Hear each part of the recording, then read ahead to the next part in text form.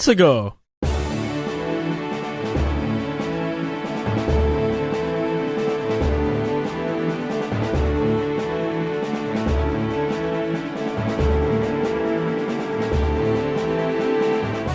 What is up, everybody?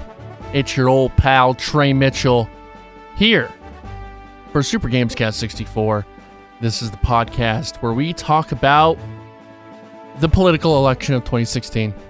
Let's just get straight into it. Let's get right down to it. Your thoughts. Great election. I think the whole country is better for this. I think it's all positive from here out. All the votes went in. Everyone counted them. I think the election went off without a hitch. It went off without a hitch. Everyone was not surprised. It all went great. The candidate who won, and we're all happy about that, aren't we? We feel very positive about the way things are going forward. That's America. That's America. That's it for the podcast. I'm Trey Mitchell. To my immediate friend is Austin Guttery. Austin, how are you doing this election day? I'm good, Trey. Or election, I guess. We're over a week past the election. I guess it's post-election. That's Trump's America, though. Trump's America, man! Hashtag. Mike in America. Okay. We're not going to get into any election talk because I think everyone's done listening to it. And if you want to listen to it, it's just banner. They do a really good job of talking about politics and really making sense of everything. So I'd say go listen to them. Honestly, if you're listening to us, you're probably already listening to them. So it's probably a mute point.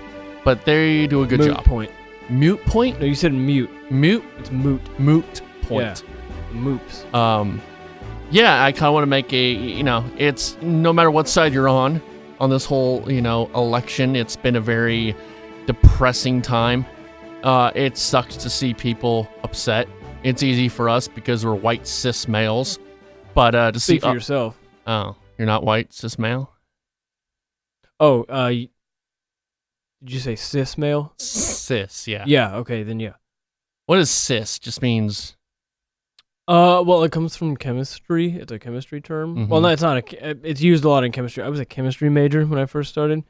Look at you now. I know, right? Yeah. And so there's when you boil it down, cis means the same and trans means different. So there's like in the polarity of a molecule, the orientation could either be cis or it could be trans. And so when molecules are bonding together, they would only bond with certain, if they were oriented correctly, like only cis would bond with trans or whatever or something.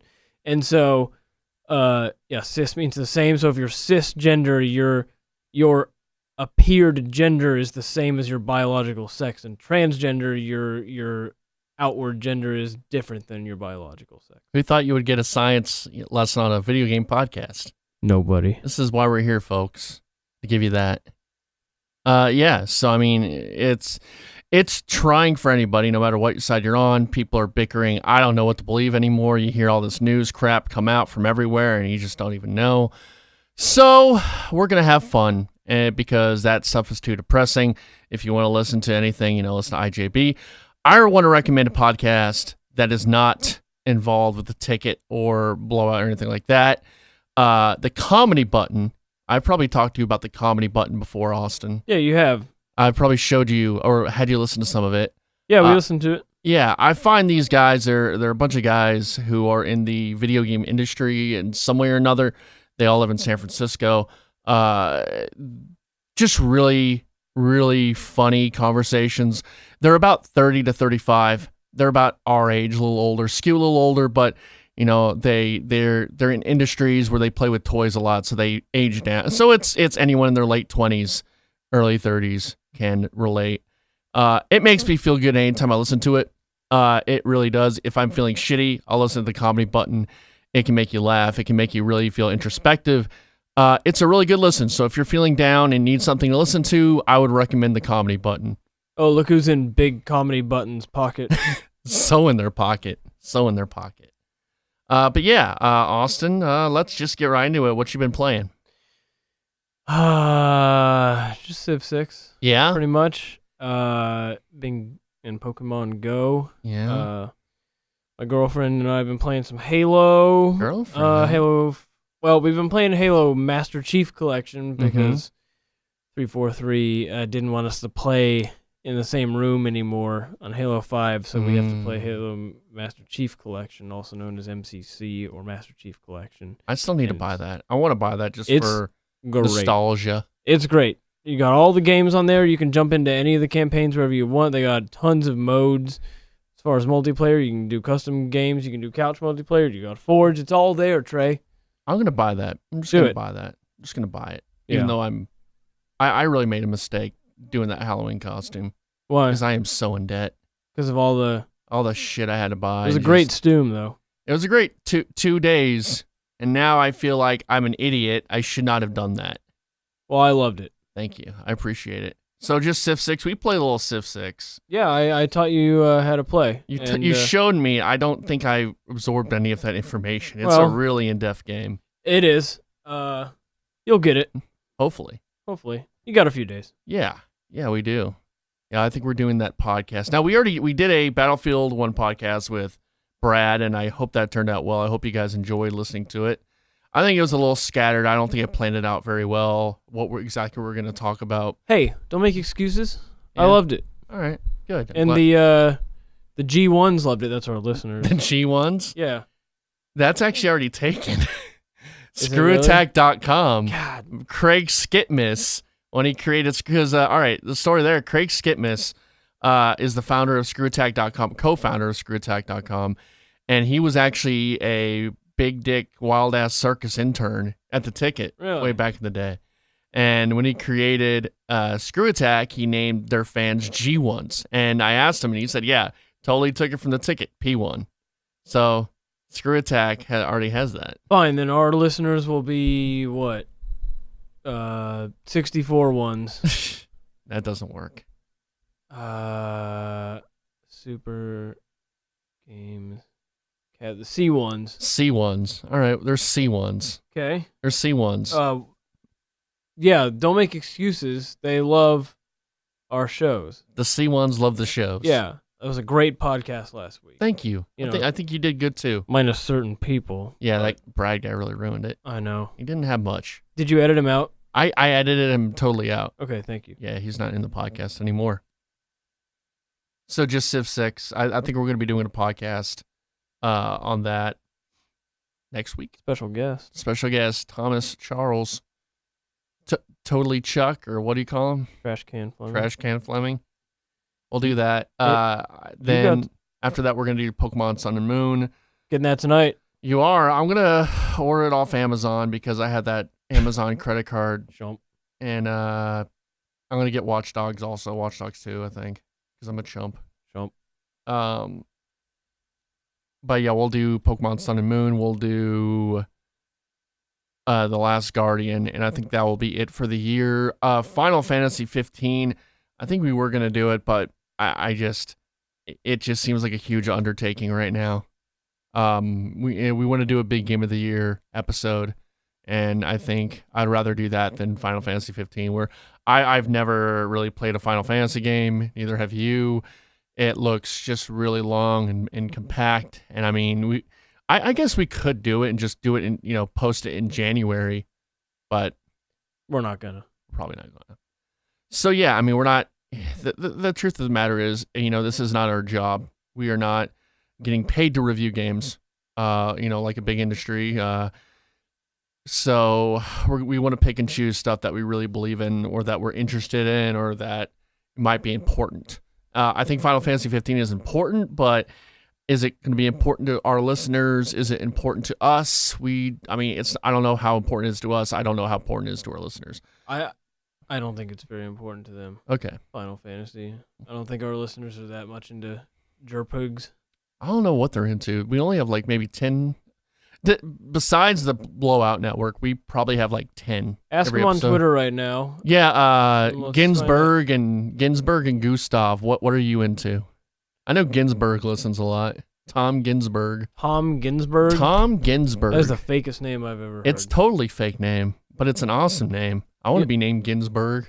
Didn't he cut his nipples off on Mad Men? He did cut his nipples off in Mad Men, and he was also a poet who started the beatnik movement. That's right. Yep. And he also made out with the dude he was also played by Daniel Radcliffe. What? and a movie that came out. 'Cause Oh. I worked in Angelic, and I always saw the poster. That's weird. It was Daniel Radcliffe and the kid from what's it called?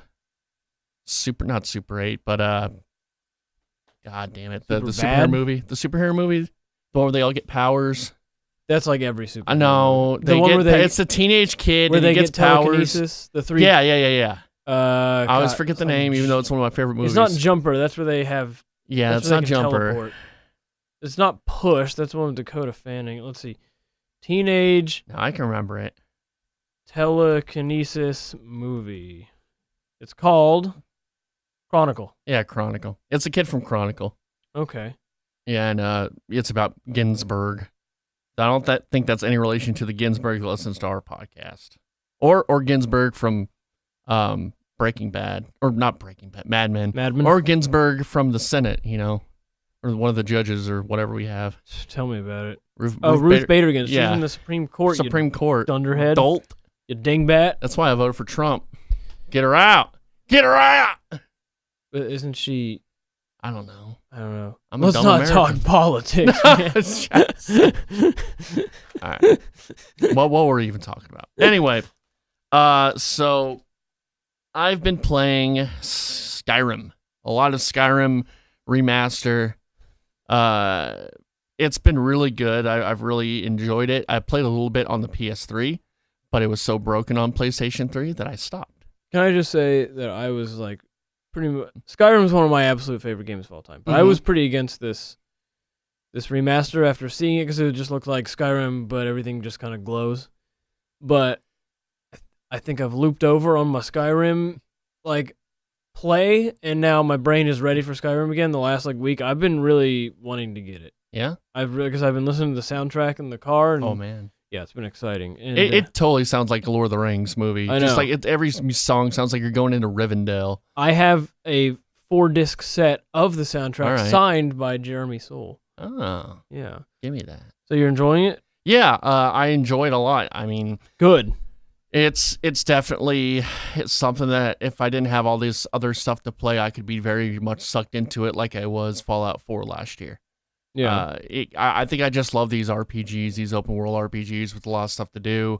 And it's the whole, maybe I can platinum it on my PlayStation 4, because I did that with Fallout 4. It wasn't that hard. I like platinums where it's not the difficulty, it's the time, because I know I can eventually get it. With difficulty, it's a little tougher. So who knows? I mean, there's a lot to do, and let's see if it happens. I want to get some other stuff done before I plunge into that 100%. But I've been enjoying it. The load times are really good. It doesn't freeze up on me. I'm not falling through the world. I'm not, I mean, yeah, I get hit by a giant. I go fly into the ether, but you're not, it's not broken. I've not experienced anything game breaking yet. Okay. So that's been the thing for me. That's a big positive is I can actually play it. See, that's weird because when I played it on my 360, I didn't have a single issue. Well, it's because the PlayStation 3 version was broken. Was it more of a port? Was the PlayStation 1 a port and it was really made for... I think in general, when the PlayStation 3 was out, the games did not work for PlayStation 3 because the innards were so hard to work with. Really? That it just was really hard to make games. And also Bethesda, I think they have some kind of not very good relationship with Sony. Huh. And so they're just like, fuck it. Who cares? Because they don't, I don't think they like Sony very much. Really? They don't get along. Because there was actually, on this version, there are mods. And they had a whole issue with Sony where they actually called them out. They're like, hey, Sony, hey, we want to put mods on PlayStation 4, but Sony is not letting us do it. And they blasted them. And now you do have mods, but it's like none of the fun stuff, like playing as Thomas the Tank Engine. And yeah, it's a whole bunch of rigmarole where Sony and Bethesda aren't really good buddies. But yeah. But it's good, though. I mean, it's the thing. It's like, if you play it on PC, there's no reason to buy it again. Yeah. I mean, it has all the DLC as well. That's really good, too. All the DLC comes with it. It's got the vampire one. The vampire one. The house building one. Yeah, and it's all integrated in, so it's like... Oh, cool. I remember just something happened right after a mission. It's like, oh, okay, is this the main game? No, it's part of the DLC. So It's all integrated really well. I'm liking it. I'm enjoying it. I need to take a break though, just because I know I might get sucked in. Yeah. And I've been taking the break to play Metal Gear Solid 4 because I want to try to get all that done by the end of the year. I've gotten like a few hours in. I can kind of see what people are saying about it being a movie. Because it is a movie. There's not a lot of playing. Not a lot of playing. It's a lot like of the LA times. Noir. A lot of the times I'm just kind of like trying to rush through the level to get to the next cutscene. Because I'm interested in the story. I mean, the gameplay is good. It's stealth gameplay, but it's just I don't feel like I can really stealth around. Like, right now I'm in like it's like a kind of a war film right now where I'm kind of in this big war zone and a lot of stuff's happening, and maybe I'm just not playing it right, but I'm really having a hard time slinking around. But it's been fun. It's just, yeah, it's definitely a movie. It's for every 30 minutes of gameplay, there's probably an hour of a cutscene. I mean, it's not an hour, but that's an over-exaggeration. But yeah, it's a movie. But the thing is, though, A, I know what I'm getting. It's Metal Gear Solid. B, I like the story. It's fine. And C, I know Metal Gear Solid 5 is the opposite, where it's all gameplay, barely any story. Mm-hmm. So it's whatever. I'm not upset with that. I knew what I was getting into. I like it. But yeah, I can see where people are, what they're saying now. You know. And finally, I wasted 30 minutes today playing My Name is Mayo. The fuck is that? It's okay, so on the PlayStation Network, you can get trophies when you do achievements. This is just a click game where you just click, and it takes 45 minutes to get a platinum. There are 50 trophies with a platinum, and you just click a jar of mayo. That's it. And there's you can have little costumes, like it wears a bikini, but you're pretty much just clicking a jar of mayo. And it's $1. You buy for $1. And you get a platinum trophy. Now, I searched Mayo Click, and all I got was the Mayo Clinic website. That's not it. It's My Name is Mayo. Okay. It's a waste of time. Don't have to do it. But I did it. Okay, I think I'm going to do it. You're going to do it? You don't have PlayStation 4, though. Well, it says it's on Steam. Well, yeah. I guess if you want Steam achievements. Do they have Steam achievements? I'm sure they do. Yeah, they do. Is that? Yeah. Can I tease ahead? Yeah, sure. The Civ one. I have a story about a Civ 6 achievement that I think I named. Yeah? You'll see. Okay, I'll see.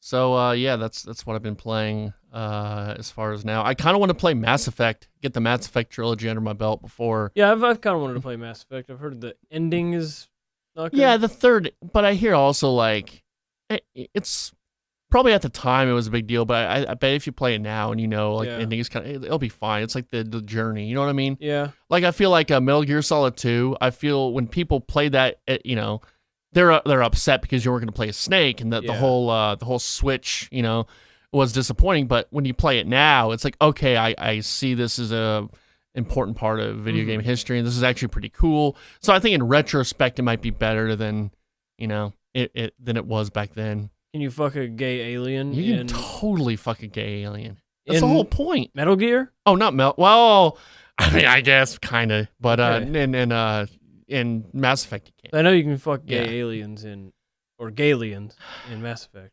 I don't know if they're gay aliens in Metal Gear. I don't think they're aliens in Metal Gear. That's the thing. No, I guess Vamp is the closest thing to a gay alien in Metal Gear. Who's Vamp? He's the vampire who's bisexual. Is the girl in the bikini a gay alien? Because I like to fuck that gay alien. She might be. I don't know. I haven't played it. So we're talking about it. So, looks like the first patch for Civ 6 just went live a few minutes ago. What's it People patching? are freaking out. A ton of stuff. Like what?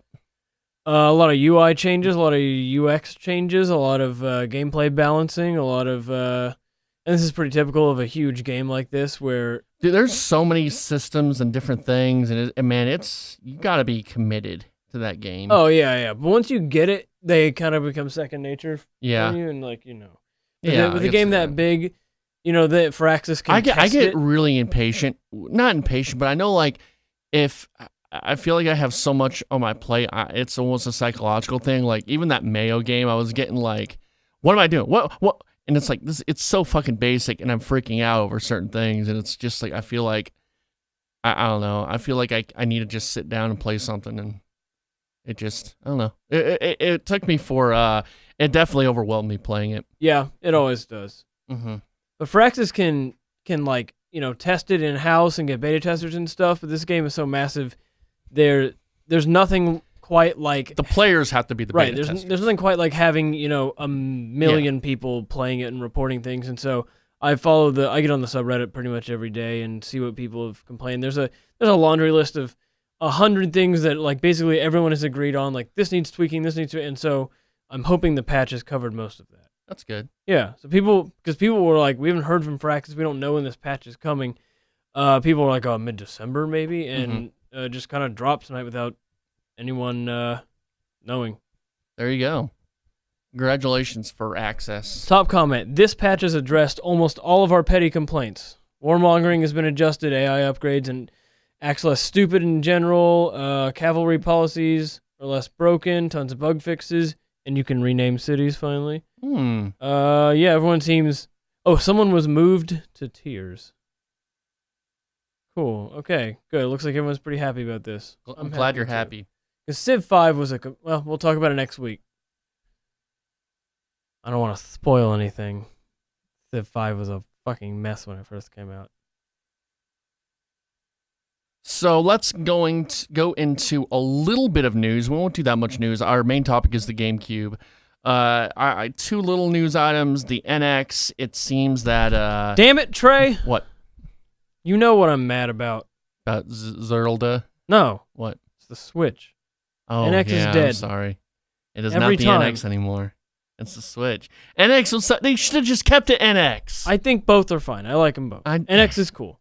I'm just so used to saying it was like in Lost when they called Benjamin Linus Henry Gale for so long, and then they're like, "Oh, it's Benjamin Linus." It's like, well, now I got to relearn Man, everything. that show's just so wacky. I couldn't get into it. Like they're on an island, and then there's like, what is there, a polar bear, man? I mean, it's just crazy. So I didn't watch it. So I don't know what you're talking about. Anyway, Zelda, it's been delayed. I'm so sad. I guess it's not really been delayed. They never really given a release date. Yeah, we all it was just assumed. It was assumed it was going to come out in March with the Switch. Now it looks like it's probably going to be a month or two pushed, which whatever. I'd rather have a polished game than a what's the Assassin's Miyamoto Creed quote that a delayed? Well said. Which means when translated means that a delayed game is eventually great and a bad game is bad forever. Okay, now you're being racist, Trey. So yeah, we might have to wait, but they're saying that I guess Emily Johnson? No, Emily Rogers. Emily Rogers. She's been saying that the launch lineup is new Mario. Yeah. And Skyrim.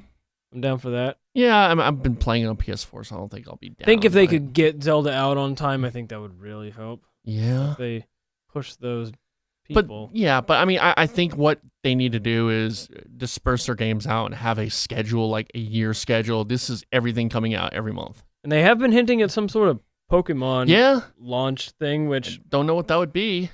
I can't imagine it would be another Coliseum type game. I don't know. Maybe something to do to link up with Sun and Moon. Maybe Pokemon MMO. That would be the greatest. That's what I've always wanted. I do, but the idea of Pokemon is to take it with you. Like they've never put it on a home console because they've never wanted you to just sit down and just play on your TV. The whole idea behind it was to go out, go with your friends. You can play it while you're walking. You can No meet one up has with people. friends anymore, Austin. I know, that was in 1996. Now it's different. Something else. We all have internet friends. Yeah, I stay in my box. Yes, boxes. Yeah. Only boxes. It's Trump's America, man. You It's don't have Trump's friends. America. You don't do anything. So Obama's America for another few months, and I can't wait. Can't wait. I just can't wait. So what else on this NX thing that you've heard? Anything you've Damn heard? it! I meant at that time. No, you The didn't. Switch. Thank you. So what else have you heard about the Switch that hasn't been heard in the past? I know NVIDIA, who's doing the chipset, has been basically raving about the system. They said this is like one of the greatest things they've ever worked with. So That's good. The investors don't believe that. But yeah, well, the investors are old, crusty Japanese men, and I trust what NVIDIA says, and I'm excited to see what it can do. All right. So the Game of the Year Awards, it's called the Game Awards. It's hosted by Jeff Keighley, or Geoff Nightly, if you want to say things literally. He has been doing this for a long time. He used to be on Spike TV, and now he does it through Twitch. I think his first one was 2 years ago. Is this Jeff K. Jeff Keighley, from yeah. Dallas radio fame? No, not Jeff K. Not No. the Stars in-game No, guy? Okay. not him. This is Jeff Sorry. Keighley. Unemployed Jeff K now. Mm. Can we just have a moment of silence for the Edge real quick? Paul and Trey! So yeah, Jeff Keighley, who's been around the industry for a long time. Now, if you ask me, what has he done? I don't know. I just know he's important. They told me he's important. He's a piece of shit. I know he did something with like Mountain Dew and Doritos, but that's about it. Get him out of here. He's a good guy. He's a good dude. Good dude. Yeah, Geoff. That Geoff Nightly. But so yeah, the Game of the Year Awards. It's the closest thing video games have to the Academy Awards, I'd say. I mean, they're voted by journalists and These are and more the like. It's I think it's good. It's done a little more with a little more respect. You have a lot of developers come up and talk. It's not Spike TV where it's Snoop Dogg. No offense to Snoop Dogg coming out and presenting an award and a bunch of These are the ESPYs of video game awards. No, I think it's better than that. I think there's definitely a point to celebrate the industry, and I think that's what they try to do with this, is celebrate the industry. I know they're having like Kojima there, and because Jeff Keighley and Kojima are buddies, and they're having Kojima honored and all that stuff. So like they actually do a good job honoring developers and people in the industry. So let's go through some of these nominations. The nominations are out. We won't go through everything because we don't have a lot of time. We want to get to the GameCube stuff. But Game of the Year, you have... Now, you can vote. There's some fan votes, and we'll get to that. This stuff is voted on a panel of judges, and the fan stuff, if you go to thegameawards.com or whatever, you can vote for the fan stuff. All right, so Game of the Year, and you tell me what you think. Tell me what you think should win and what will win. So Game of the Year, you have Doom, Inside, Overwatch, Titanfall 2, and Uncharted 4: Thief's End. Well, what goes into this selection? Is this just purely... I mean, we're not taking in sales. For a game that delivers the absolute best experience across all creative and technical fields. Okay, give them to me again. Doom, Inside, Overwatch, Titanfall 2, Uncharted 4: Thief's End. Do you want to know what I want to win or what I think is going to win? what will win and what should win. Or I'm sorry. What will win and what should win. What you think should win, but what will really win. I think Overwatch will probably win. Mm-hmm. Just because we haven't seen a community quite like this in a while that's kind of blossomed from this. And it's a really well put together, it's a very polished game. Mm-hmm. And it's fun, runs great. I think that'll probably win. I think it probably deserves it. I like all the other games. I think they're really good. I think Doom is a good runner-up. Doom was really popular this I year. don't know if Inside is. I don't want to say Inside was long really enough. good. It was really good. And I mean, they Journey is a game where they've honored Game of the Year, not for this, but other outlets have. But that's like having an actual like Best Picture film up against a 40-minute, little mini movie. Basically, I feel like. I think games are a little bit different, but I see what you're saying. Yeah. I loved Inside. I'm gonna go Overwatch though. Do you want that to win and will win? What do you want to win? Yeah, I think I'd like that to win, and I think that it will. I think it's going to be either Inside or Overwatch will win. you know what I want to win.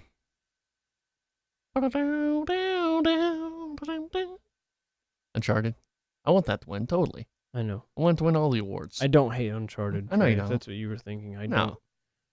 don't. I just, So, best game direction, that's pretty much best game company. It's Blizzard for Overwatch, EA DICE for Battlefield 1, id Software for Doom, Naughty Dog for Uncharted 4, and Respawn for Titanfall 2.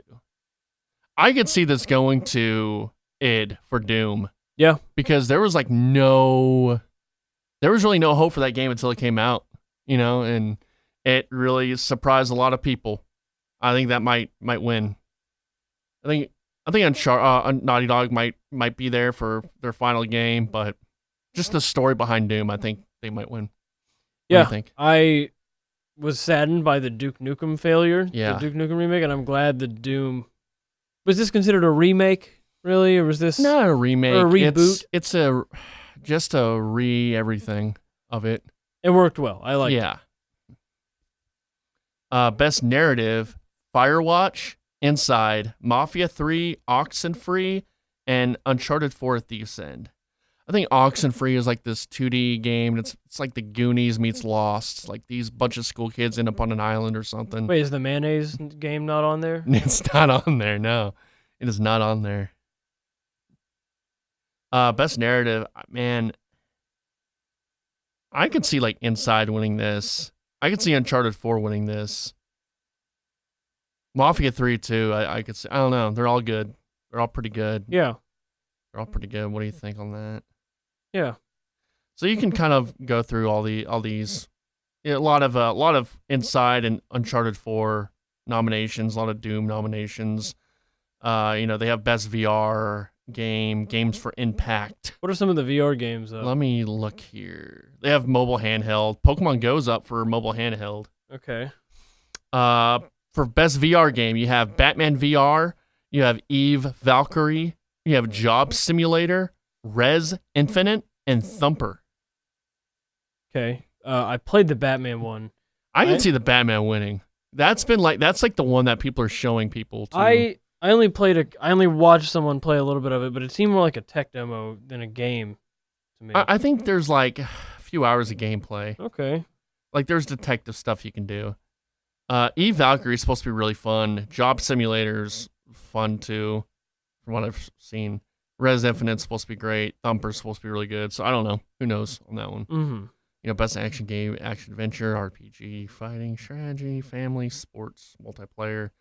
Okay, now this is the fan stuff. This is most anticipated game. You have God of War, Horizon Zero Dawn, Mass Effect Andromeda, Red Dead Redemption 2, and The Legend of Zelda Breath of the Wild. Okay. What do you think is gonna? I mean, I guess. I guess it just depends on the people. Yeah, I think the fanboys are gonna come out hard, and it's probably gonna be Zelda. Yeah, I think so too. Best trending gamer: Angry Joe, Boogie, Danny O'Dwyer, Jacksepticeye, and Lyric. Danny O'Dwyer is a guy who worked at GameSpot, and now he is doing his own thing. He's making like long form documentaries on different like video game stories, and they're really good. I'd say check his stuff out. Give the guy a vote if you want. I mean, that guy's really good. He's really funny. Any podcast he's ever been on, he's a really funny guy. He seems like a really good dude. Okay. Good dude. So I mean, he's doing really good stuff with these documentaries. So I'd recommend checking his stuff out. Yeah, then you got like esports player and all that shit. So yeah, check those out. There's gonna be a lot of. It's on December 1st. There's gonna be a lot of games announced during that time. There's always trailers and new announcements and all this other stuff. I hear they might announce a Telltale Guardians of the Galaxy game during that award show, and then right after that next day is PSX, PlayStation Experience. So cool. That's December 1st, 2nd, 3rd. That's a whole weekend of video game announcements. Damn, and then we hit 2017. And we do. We do, indeed. Okay. You get to talk about the GameCube right here? Let's take a quick sponsored break, and then Okay. we'll come back to the GameCube. Hey, Austin, how you doing there? Good. How are you, Trey? Do you hate it when you go home and you just can't poop? No, that's never happened to me. Well, let me tell you something. We got Poop Away, the new product by Mattel. You just take one poop away, and the poop's gone forever. Are you serious? I'm serious. And for our listeners, if you go to poopaway.com and put on the promo code SUPER, you can get your free order of Poop Away for free. Dude, I got all this poop piling up in my house, and I don't know what to do with it. I know. It's a real predicament. For first-time subscribers for Poop Away, you can get a free amiibo of a Star Wars figure from the new film Rogue One, the poopiest Star Wars film of them all. And scene. And scene. And we're back in 3. I think we're back. 2. We're back. 1. I'm sweating. We're here. back. I know. Why it's really hot. It's not hot in here. Really? Yeah. Am I just fat? Are you getting sick? Maybe. It's not hot in here at all. This Really? long sleeve shirt is perfect. It's keeping me a little tempered. I'm really Is burning it that up. light? Do we need to turn off the lights? I'll turn off the lights. Hold on. Okay, turn off the lights. It's gonna get really steamy in here. No light switch. Oh shit! Go get sexy. Go get sexy. Yeah, so I guess the lights, you can't turn them off. Can't. Okay. So yeah, I figure since post-election, everyone's kind of down in the dumps. Everyone's kind of like, fuck. What are we gonna do? I thought it'd be a good time to talk about a topic we've wanted to talk about for a while. Lay it on me. The Nintendo GameCube. Yeah. Now that's Nintendo. I just barf a little. I just ate something in my throat. You barf a little. You need to call the hospital. I'm dying. You're really sweaty. Jesus.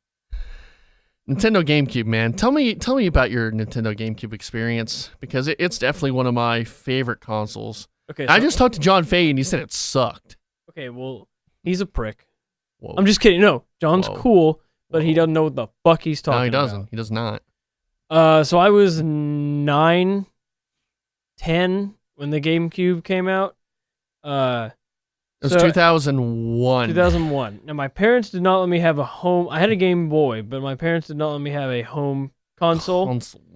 Because, I don't know, that's what the punk kids did. They played video games. Those punk kids. Yeah.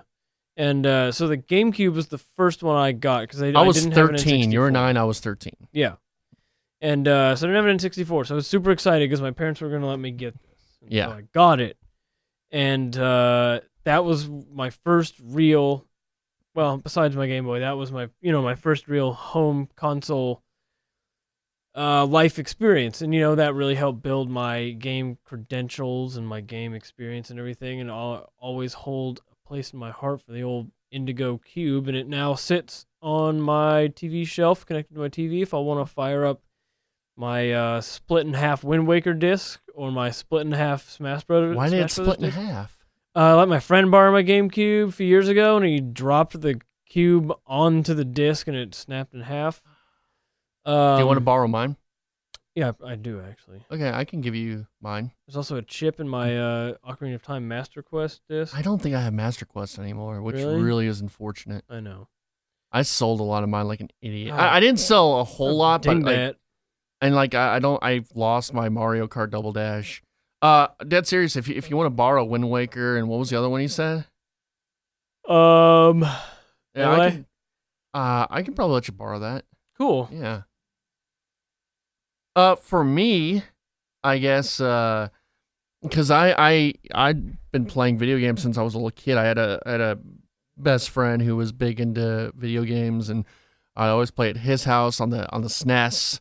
And this is when I was really little, like 4 or 5. And we'd always play at his house, and then N64 comes around, and I'm like, I get the N64 for Christmas that year, and that became that was the thing, and that was the, that got me into video games with Super Mario 64, and then just having friends come over and playing Smash Bros. And playing, single player games. That's the thing. I've mentioned it before.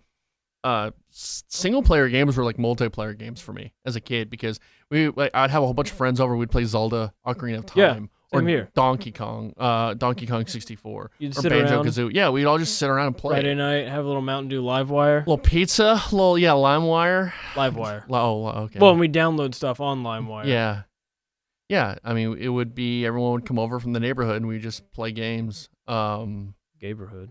Yeah, it was the neighborhood. But yeah. So yeah, I enjoyed that. Then it was weird because the thing I didn't really fall out, but I guess it was like there was a while before I even thought about video games, and then I just remember seeing new Nintendo console. I just remember seeing like magazines about the new Nintendo console. I got really excited. I'm like, oh crap, that means new Mario, new Zelda, and I saw that trailer of that demo trailer from that Space World with Link fighting a real life looking Ganon. Yeah. And then so I remember seeing that. I remember seeing 128 Mario, that tech demo. Yeah. I got really excited, so I really wanted the GameCube, and I saw like Luigi's Mansion and just the new Smash Bros. And I was all in. I wanted it, and man, I was obsessed with the GameCube to a point where I think I might have ruined friendships because I just remember like people would be like, I like Xbox, and I'd be like really offended by it. Like, no, you're a dish. You're dumb. It's GameCube, bruh. I was a big defender of the GameCube. Well, I remember the first time seeing it, I was reading a Nintendo Power, and there's nothing quite like going from the last time you saw Polygon style games, and then you see the realism in there, and you're like, yeah, like, dude, oh my god, that looks real as shit. Yeah, I remember how real like Smash Bros looked. Because I remember I wanted a Game Boy Advance for Christmas that year, and then I saw the GameCube for the first time, and I was like, dude, Mom, no more Game Boy Advance. I want this now. I ended up getting neither. Oh, I know.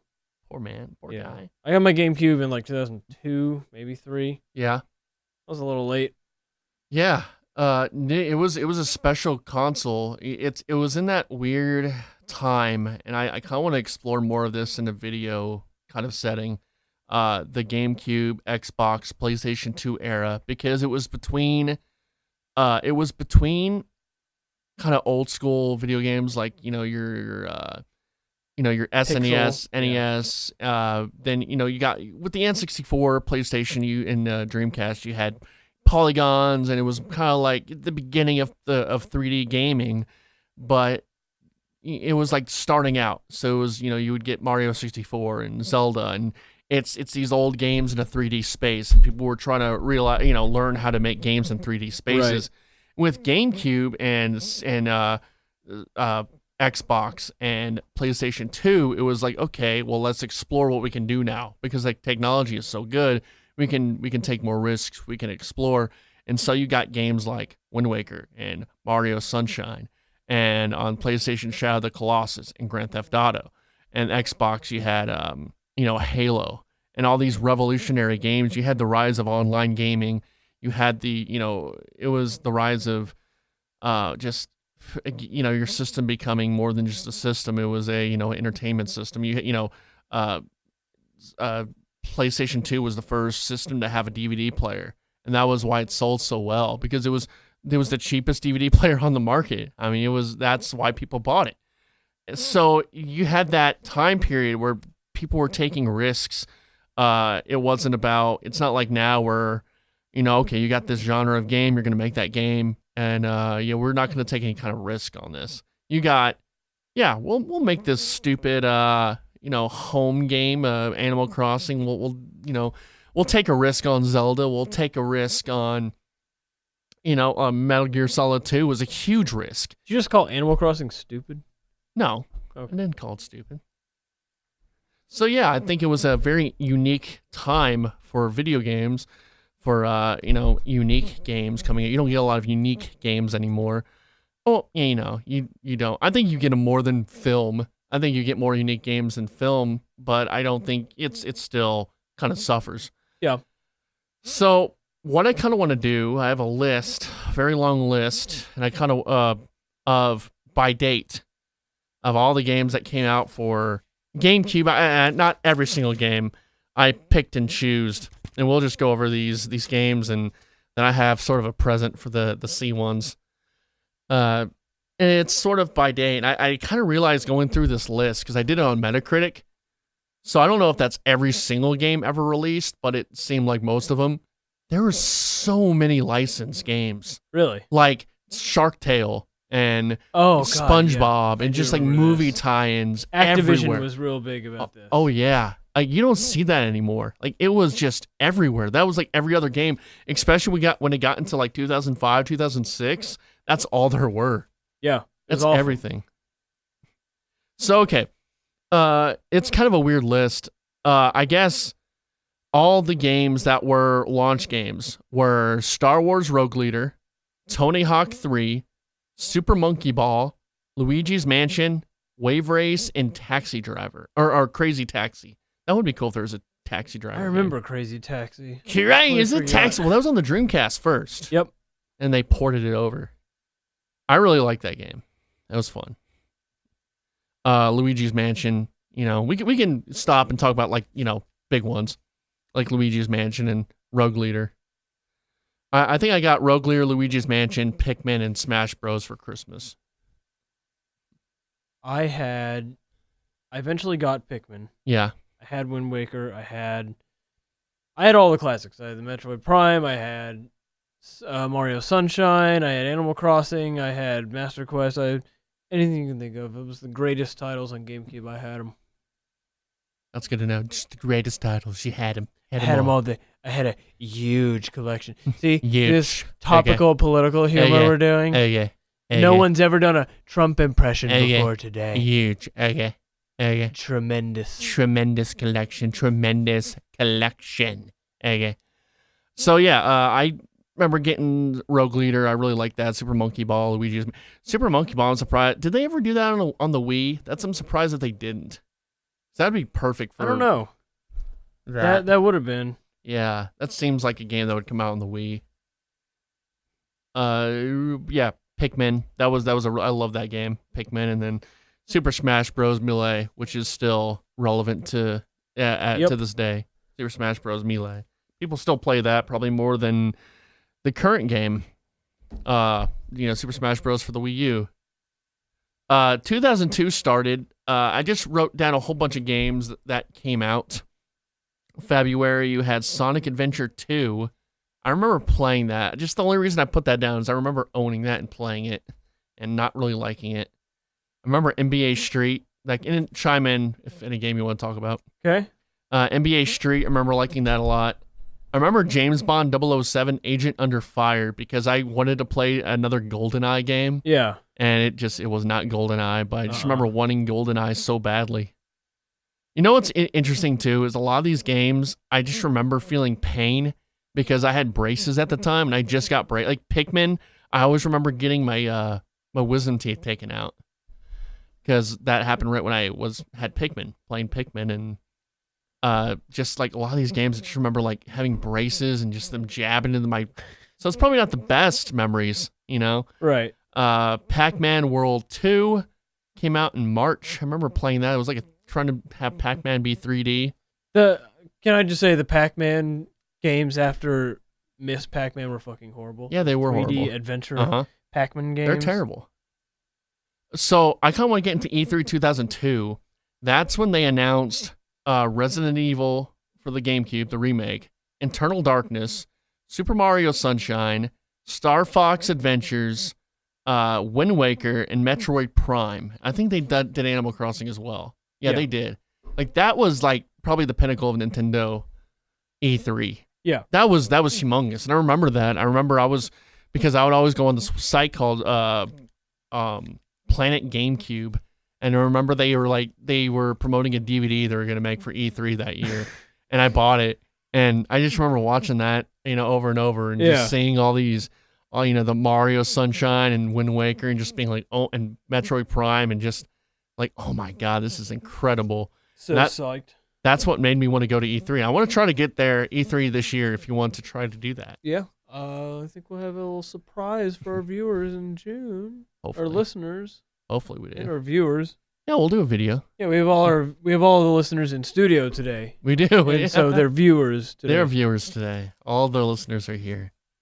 So yeah, that was a big E3. That was when E3 meant something. Meant something. So yeah, Star Fox Adventures, then Time Splitters 2 came out, or I'm sorry, Resident Evil came out in April, then Eternal Darkness in June, August, Super Monkey Ball 2, then August 25th, Super Mario Sunshine came out. Loved it. I know it has a legacy of people not liking it. One of my favorites of all time. Yeah, I enjoyed it a lot as well. It didn't necessarily have what I wanted from Mario 64, but I enjoy it, to this day. I think it's a unique it's innovative game. And fun, and that's what you want in and a the game. Water was so pretty. It looked so good. It did. I don't know what they did on the GameCube to make it look so good, but it looked great. GameCube was great for that. Like little details like that, like the water and Mario Sunshine and the fur and Star Fox Adventures. They always, like, those little details, they really did a good job at, like, doing that. I've always noticed Nintendo games have been real, as much as they've fallen behind graphically behind Xbox and PlayStation typically. The one thing they've always done really well is water for some reason. I've noticed in Zelda and everything, it always looks really good. And then if you play like Halo, it looks real metallic. Just they've always done a good job with water. Keep doing what you're doing. Play. I remember like even Mario 64 being so like, oh my god, that's water you can swim in. It's fucked up. So October 16th, September 15th was Animal Crossing, which I remember that as all my friends would come over and we'd make our own towns and destroy each other's towns and get pissed off at each other. I would clean my friends' towns of weeds because I'm a nice guy. I'm not a dick. You are a nice guy. I wish I was your friend back then. Then you have September 22nd, Star Fox Adventures, which kind of marks the last ever game from Rare on a Nintendo console. Poor Rare. They went to hell after that. Yeah. Yeah, they went to Microsoft and did Banjo-Kazooie Nuts and Bolts. Oh man, that fucking classic. And came and grabbed by the ghoulies. God. Grabbed by the ghoulies. Moment of silence for Rare. Paul and Trey. October 16th, Time Splitters 2. Did you play that at all? Yeah, I like Time Splitters. Yeah, I remember hearing so much about it, like it was the next GoldenEye. That's just what I remember from it. Everyone said that. Then he had Tony Hawk 4. That's the one I played the most, I think. Tony Hawk 4. That was a really big one for me. I love that game. Then November 10th, Resident Evil 0. I know people like that a lot. November 14th, Harry Potter and the Chamber of Secrets. Best Harry Potter game. I played the fuck out of that game. Me too. Yes, flying around Hogwarts and shit. It was great. November 17th, Metroid Prime. Greatest that is ever. An all-time classic, Metroid Prime.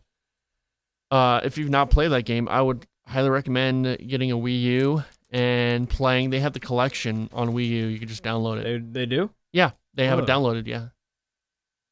So you can get that on there. You should do that. 2003, on February 28th, you had Legend of Zelda Ocarina of Time Master Quest. Loved it. I've lost the disc. But, you got that as a pre-order. Yeah, I remember that. That was really good. I loved Legend of Zelda Ocarina of Time, and then playing on the GameCube was great. And then Wind Waker came out on March 24th, and that was a very special game. I remember always being excited for it. I never really hated it when I heard about it. Did anyone really hate it? Yeah, there was a whole bunch of pushback. People hated the graphics. Yeah, the graphics, but it's one of the most beloved games of all time. It's now. Probably besides the 2D ones, the Zelda game that holds up the best. Yeah. Because it's polygons don't age well, but stylized graphics do. May 14th, Enter the Matrix. Did you ever play this? Yeah, I did. Yeah. It was fun, but it was an objectively bad game. Oh, yeah. It was really bad. Then June 24th, Wario World. I remember playing that. I remember it just being it was like a platformer. It just being really heavy and not great. I remember like you could eat players or something like that. I forgot. I don't recall that. I just remember playing that. I didn't know if you had any memories. August 26th, F-Zero GX. Loved it. Yeah, that was a good fun time. There was some super fast racing game my friend Patrick and I used to play. On the N64? No, on the GameCube.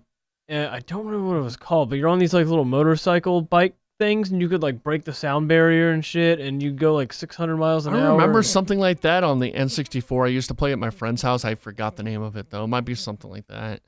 Pretty dope. Yeah, it sounds like Tron almost. Yeah. October 7th, Beautiful Joe. That's one of my favorite games of all time, and I can't believe I've left that off of my top 10 games. Okay. I loved Beautiful Joe. I never played it. Really? Yeah. I just remember much seeing fun. everything about I might play it one day. November 5th, Lord of the Rings, Return of the King. Great. That was great. That was when I was really big into Lord of the Rings, and I really enjoyed that game. It was very linear, but it was fun. The Hobbit came out on November 11th. I remember this was sort of like almost sort of a Fable wannabe. Yeah. It was almost a very adventure-y. I didn't play all the way through it, but I do remember liking it. Well, that's good. It doesn't seem like it had great reviews, but I remember liking it. I do. I kind of want to revisit it one day. You should. November 17th, Mario Kart Double Dash. Best Mario Kart game? Best? No, Mario Kart Wii. Ooh. I put this on the list. It's not really a GameCube game, but Beyond Good and Evil came out December 11th. Take it off the fucking list, Trey. Ooh. I mean, it went on GameCube, but I don't know if you really categorize that as a GameCube game, you know? Yeah. That's more an Xbox game, right? That's more associated with Xbox. I'll let it slide. Okay. 2004, I put on March 2nd, Phantasy Star Online. I played that so much. Yeah?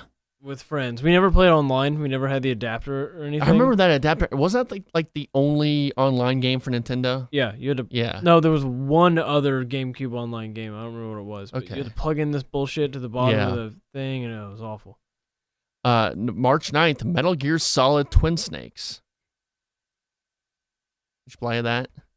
I think 2004 was when I kind of fell off video. I think I can mark it as 2004 because I just didn't. I remember playing Mario Kart Double Dash. I don't remember playing any of these games. And maybe that's not totally true. I might have gone on to Xbox and playing more sports games, but I think this might have been like the turn of it. Yeah. 2004, 2005. So I'm sorry. So yeah, you didn't play Metal Gear Solid, right? Because you're a hater. I'm not a hater. I'm just not a lover. Okay. March 16th, Harvest Moon.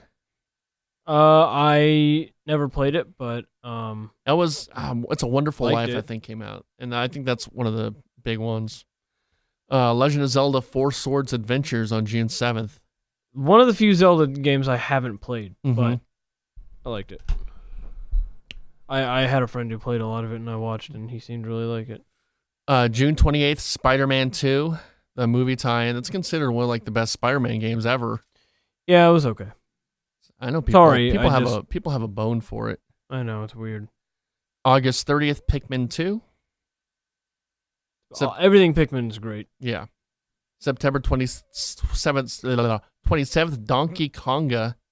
And then I think Donkey Kong Jungle Beat came out March 14th. I think that's important because it was sort of the precursor to Wii, the motion controls. Oh, yeah. You know? It's sort of a shape of things to come for Nintendo. Spooky. It is very spooky. Spooky game. October 11th, another game that people have a hard-on for, Paper Mario: A Thousand Year Door. Yeah, never played Paper Mario just because of the people who loved it. Really? You don't like those people? Hate them. November 15th, Metroid Prime 2. Very good game. Pretty hard as Yeah. far as Metroid games go. I have not played it, but I probably should. Then 2005, January 11th, Resident Evil 4. Wasn't that an exclusive on GameCube when it came out? I think it was, and it's considered one of the best games of all time. Yeah, it is. That was a good get for Nintendo. Good get. Now it's kind of getting really shaky. 2005, it seemed to be all, and if I'm forgetting anything, let me know, but it seemed to be all tie-in games like SpongeBob, SquarePants, Battle for Bikini Bottom. Kill me. Yeah. Star Fox Assault came out February 14th, just another entry into the horrible Star Fox games. And then March 14th, Donkey Kong Jungle Beat. And then 2006 was sort of the last breath of the GameCube with Legend of Zelda Twilight Princess. And that game that was a crossover. Crossover. That's fucked up. I think it's better on GameCube because fuck motion controls. No, the motion controls were incredible. On Skyward Sword they were, but not on. No, I played the shit out of Twilight Really? Princess. Okay. Literally. I did not like it on the Wii, but I 2011, 10 or 11, I played the shit out of Twilight Princess. It might have been 2010. I played the shit out of it, and that kind of got me back into playing video games. There you go. Did you have a Reiner-esque dark period? Yeah, I know I always talk about it. I know it gets annoying, but... No, I want to know if it was of Reiner levels. It was like I just had no interest in playing video games, and I knew about... I played Halo, I played a bunch of sports games, but then it just turned into like... There's really nothing that I really care about unless it's Zelda or Mario. And yeah, I just wasn't paying attention. I was more into movies. I was watching a whole bunch of movies. I had an Xbox, but I didn't play anything on it. I played like Rock Band. I just was not into it. Just did not even, care to look up anything. I didn't realize the Wii was a thing. You didn't like Guitar Hero? I was interested in the premise, but I never really played it. It always seemed too tough for me. I don't know. It's weird. I just wasn't into it. It's really weird. I can't really explain it. I kind of maybe even thought they're a waste of time for some reason. It was just a weird period, and I just didn't play anything. I just didn't really want to. And I people like I would go over to friends' houses. They would be playing. They would be playing, Call of Duty, and I'm just like, I don't want to play that. It looks boring. Yeah, that really doesn't look fun. Or Madden, and I always just sucked at everything too. I sucked at first-person shooters. And, no, dude. And that's what everyone was playing. No, I mean, I'm just not good at them. I don't like playing them. I'm not. I think it's because of my eyesight too. I can't see from both eyes, so I have a hard time kind of seeing my whole surroundings with those games. So I think that might be a reason why too. Is just I'm not that great at scoping everything out. But I do like these kind of slower games, like stealthy games, where you can take your time and scope things out. But yeah, and then, I don't want to get all the way into it because, we're kind of pressing up against it. But I don't know. It just, shit. Yeah, I guess it was sort of Reiner-esque. There wasn't really a reason for it. Yeah. It wasn't like I had a falling out. Is that what happened to him? No, he had a daughter. I think that's what it was. And he just didn't listen to music. I think just for me, it was just I got really into film and really into watching movies, and I just figured, I like my Mario and Zelda, and but for the most part, I just didn't really care to play anything. I don't know. It's weird, I guess, and it didn't really come back until end of college. Damn, that's a long time. There were sparks here and there, like. There are things that spark my interest, like Red Dead Redemption, and it just sounds really pretentious, but it's true. Red Dead Redemption and Shadow of the Colossus were like two that were like memorable, like, oh, wow. Okay, I can kind of get back into this. And then just sort of, I remember talking with a friend of mine, and he kind of talked about all these, how... I just remember it was the end of... I'd been playing Zelda. I actually brought my N64 and GameCube from the attic. I brought them up to school. I played a whole bunch of Twilight Princess. And then I remember I did this advanced film class, and there was a guy who was in our group, Steven Guerrero, and he was actually one of the people that I was going to actually do the YouTube show with, but he didn't have time. What a dick. No, he's a good dude. But anyway, I remember him and another guy were hanging out at his place, and it was like E3 stuff, and they're just showing me all this stuff, like The Last of Us and Uncharted, and just kind of like Metal Gear, and explaining sort of. And I was like, okay, so if I get a PlayStation 3, what game should I buy? And they gave me a whole list, and then it just kind of from there, it kind of morphed. That was back in 2011. Yeah. So I sometimes feel like I'm a phony when I'm doing these podcasts and shows. Like, I feel like I'm not really the video game guy because I hadn't been the video game guy for 7 years, and then I just kind of got back into it. And here you are today. Yeah. I do want to share something, though. Do it. You should open up. I want to share a secret, guys. So back in the day when the GameCube was big, I was a moderator or a writer for a video game website. Let me find the name of it. It wasn't anything big. Like, it was really, really small.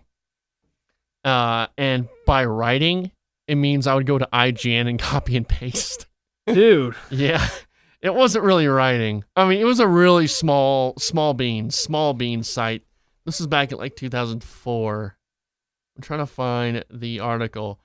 But one day I was bored a few months ago, and I went on the way back machine to try to find the site. And I found it, and I found an article I wrote about the GameCube. And it's really cringeworthy. Okay, I found it. It's called Next Generation Nintendo. All right, and this article was 10/04/02. All right, so this is October 4th, 2002. So how old were you in 2009? No, I was 11 at that point. This is 11-year-old Austin Guttery looking at porn on the internet. And then I come across this direct written by some Trey Mitchell. What name was I even? I was Trey M. I remember trying to do comics for this, but I didn't know how to do comics. I kind of did, but not very well. The best thing about this is there's a Next Gen Nintendo poll on the side, and the poll question is, should Next Gen Nintendo close? And the options are, yes, get this failure off the internet. Yes, but some staff should join another site. Merge with another website. Close, of course not. Nah, just update more. Close NGN and open another site. So that was the legacy of that website. So here's my article from October 4th, 2002. It's titled, Are There Already Classics? Recently, people have said that Nintendo had a bad launch lineup. There were no classics. Or hold on, I'm going to have to do commas here because there's a lot of run-on sentences. I'm sure. Recently, people have said that Nintendo had a bad launch lineup, that there were no classics, and the games were short and rushed. But really think about it, ! I don't know about you, but when I hear GameCube, 3 games come to mind, Luigi's Mansion, Good Pikmin, Lord. and Super Smash Bros. Melee.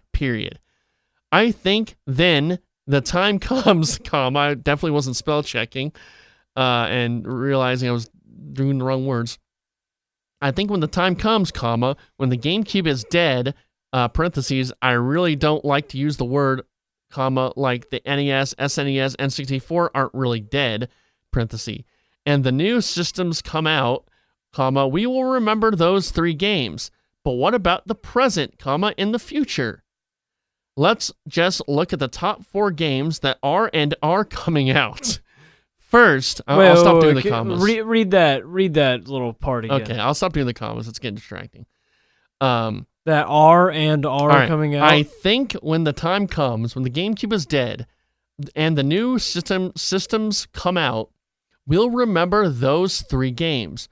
But what about the present and the future? Let's just look at the top 4 games that are coming out.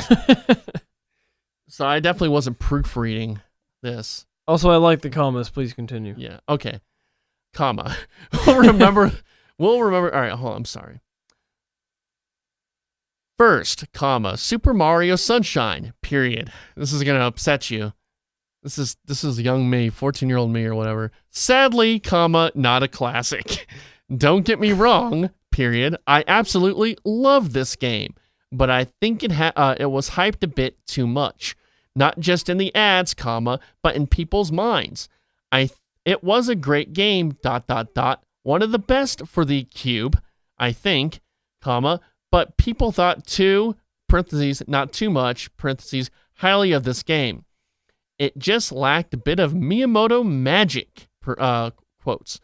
Next is Star Fox. This is another one of my great predictions. That it would be a classic?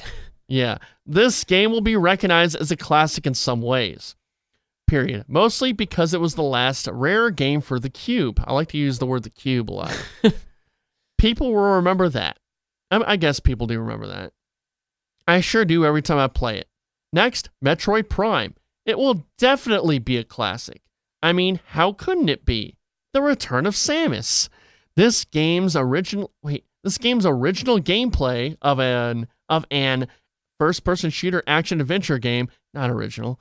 Hold on. I mean, how couldn't it be? The Return of Samus, this game's original gameplay of an FPS action-adventure game. That's not a complete sentence at all. No, this is painful. That's all I wrote. And lastly, Zelda. How could a Zelda game not be a classic? But the major aspect of this game that will truly make this game stand out, and be a true classic, is its magnificent cell shading. The game really shows the Nintendo difference. The game is beautiful in every way you could imagine, people will recognize that in this game, and that will make Zelda a classic. So I do believe that there are already classic games for the Cube, and some classics that are coming, you may recognize them now, you may not, but I'll tell you one thing, ! They're here, and there's more to come. Oh my god. And this was published? That was published on a website. You can't find it anymore. It's the Way Back Machine. But it's a website that I published that article on. God, dude. Yeah. The fuck, man? Well, that's the GameCube for you. That article. That was so hard to get through. It was really hard to get through. I'm glad it wasn't that long of an article. I bet 12-year-old me would have loved that shit. You would have. You would have been champion that. Yeah, dude. Just been like, dude, I agree, man. Gotta meet this Trey M. Trey M. He knows. He knows the truth. Frame. He's got the truth. That was good. That was good fun, man, talking about the GameCube. Anything else you want to talk about the GameCube? Any memories? No, I just love all the wacky colors. Yeah. It was a very cool looking system. Yeah. People knocked it, but kind of really made for bring it to, your friend's house, and that's what Nintendo's been about, and that's why I think the Switch might do well. It's because it's about that portability and community that the GameCube had and N64 had. Where, hey, come on over. I'm gonna bring the GameCube. We'll bring Smash Bros. And we'll play. Get your Wave Birds. Yeah, Wave Bird was great. The controller was amazing. Wave Bird. I'm sorry. Everyone had their own Wave Bird, and I still have mine. I still use it. Yeah, I do too. I got 2 of them. Oh, fuck you. I can't find my original controllers though. I don't know where those went. Chomp. That sucks. I know. Yeah. The system was great. I still have it. I still look at it every day. Good. You need to. Need to remember. But yeah, so that's their discussion on the GameCube. I hope you enjoyed it. Our little walk down memory lane. Oh. So yeah, that's Super GamesCast 64. Next week we will be doing, I think this is episode 11, I want to say. Next week we'll be doing our Civ 6 podcast with Trash Can Fleming. Yep. And so be on the lookout for that. Then the week after that, I'm not sure what we'll do. And then we'll probably do Pokemon, and then we'll figure this out. And I think I want to do our final podcast of the year as our big Game of the Year podcast, where we just talk about games of the year. Cool with me. Cool with me too, man. Well, I'm gonna run over to GameStop and grab me. Oh yeah, you gotta Pokemon. get that. Oh shit, it's till 11:22. You gotta get going. Not that far. I'll make it. Gotta get going. Gotta Don't get fret. that Pokemon. Pokemongo. So yeah, that's Super GamesCast 64. I hope you enjoyed listening. I'm Trey Mitchell. You can find me at CrayTreyVids on Twitter. That's Austin Guttery. You can find him at Helen Smeller. And at SportsStorm on Twitter. Yep. We do a podcast every week. We're on iTunes for now. I don't know how to do. I don't know. Tell me other podcast apps that you listen to, and we'll try to put them on. I don't have an iPhone, so I do. The app I use is called Podcast Addict. Can you find us on there? I don't know. I've never looked. I'm here experiencing it. Why would I go listen again? Listen to your magnificent voice. Whatever. This little thing. Oh. Yeah, just find it wherever. Find it wherever. Go to our website. It's supergamescast64.gov. Not anymore. Uh-oh, what happened? I deleted it. You deleted the website? But I might have to put it up again. All right, supergamescast.biz. .biz.gov. /.gov. Yeah. .trump. .trump. So yeah, just let us know what you think on Twitter or whatever. We gonna sing a song? Do you know Hallelujah? The church song? I heard there was a secret call. I don't know this. Okay, you don't know that? No. No. Can we do Fireflies by I don't Owl know City? Fireflies. What about 1,000 Miles by Vanessa No. Carlton? Do-do-do-do-do-do. If I could fall Up into to the sky, would you walk by? Will pass me by. Oh, you can't go 1,000 miles. If I could just see you tonight.